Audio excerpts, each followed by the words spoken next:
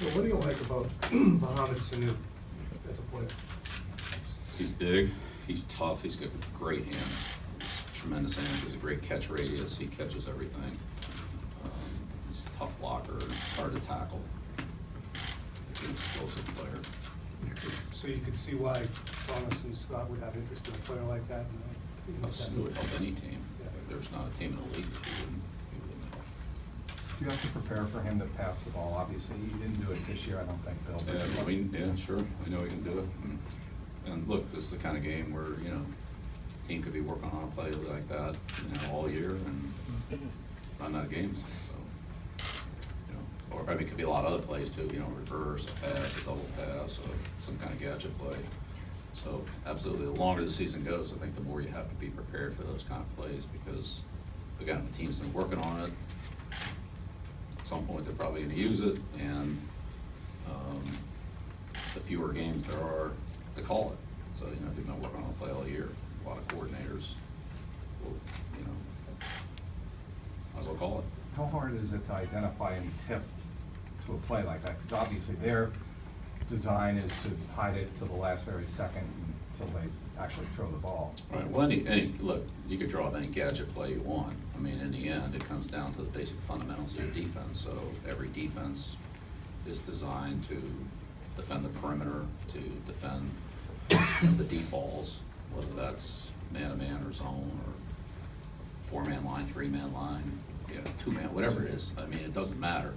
Like, you can't defend an offensive formation without defending the perimeter of formation, without defending the vertical element that, you know, the formation could bring. So, defend the outside, defend deep, everything's in front of you. I mean, that's, you know, every defense has to have those elements to it. So, who knows what you're gonna be in, who knows, you know, what play they're gonna run that you haven't seen before.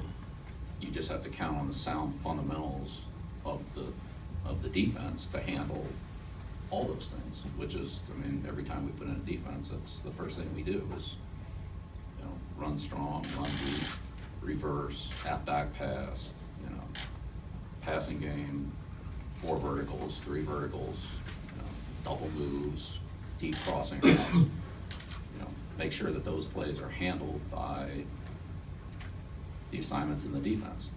If you're gonna be light on something, you don't wanna be light on those, you wanna be light on something else, you don't wanna be light on a, you know, on a seam route or post pattern, or not have a run force guy if they run a reverse. I mean, it doesn't mean you have it done right every single time, but there's somebody that's responsible for it, and it's their job to make sure that they handle that responsibility based on, you know, however the play is designed. Bill, what specifically has made Matt Ryan last week, the Edelman to Amendola touchdown, the Ravens, even James Devlin scored a touchdown. Are you holding on to those plays all year long for the playoffs because they haven't been seen yet? And how do you decipher if or when to use a play like that? Even Vrabel caught a TD pass in the touchdown in Houston back in 2003. Right, well, I mean, in Mike's case, I mean, he was part of our goal line offense. It was a standard formation, it was a standard play. We ran the ball just as much as we threw it, and I mean, the play we threw to him was just a crossing pattern. I mean, I wouldn't call it a gadget play at all. So,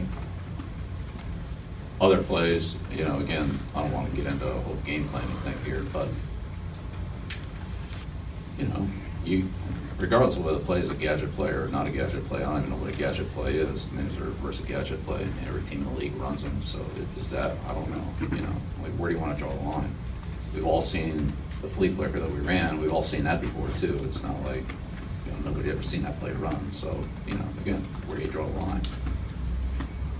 For us, defensively, you know, all those plays fall into a certain category, and there's a certain responsibility that has to be handled in order to stop the play. Offensively, you know, you run plays that you think will work, whether it's what you would consider a gadget play or whether it's what you consider the most basic play in football. If it's a good play, then it's when you want to run them.